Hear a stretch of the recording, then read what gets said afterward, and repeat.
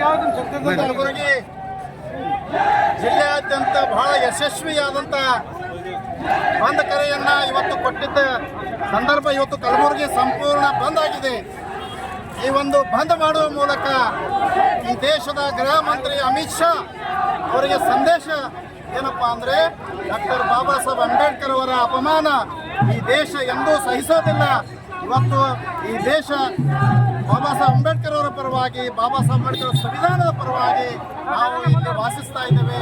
ಇವತ್ತು ನಮಗೇನಾದರೂ ಒಂದು ಸಮಾನತೆ, ಒಂದು ಗೌರವ, ಒಂದು ನಮ್ಮ ಹಕ್ಕು ಸಿಗ್ತಾ ಇದೆ ಅಂದರೆ ಒಂದು ಸಂವಿಧಾನ ಸಿಗ್ತಾ ಇದೆ. ಆ ಸಂವಿಧಾನ ಕೊಟ್ಟಂಥ ಡಾಕ್ಟರ್ ಬಾಬಾ ಸಾಹೇಬ್ ಅಂಬೇಡ್ಕರ್ ಅವರಿಗೆ ಅಪಮಾನ ಮಾಡಿರುವಂಥ ಅಮಿತ್ ಶಾ ಈ ಕೂಡಲೇ ಕ್ಷಮೆಯಾಚನೆ ಮಾಡಬೇಕು.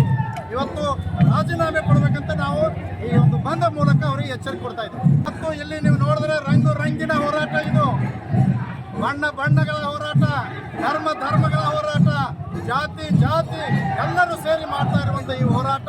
ಇದಕ್ಕೆ ಯಾವುದೇ ಪಕ್ಷಪಾತ ಇಲ್ಲ, ಯಾವುದೇ ಜಾತಿ ಧರ್ಮ ಇಲ್ಲ.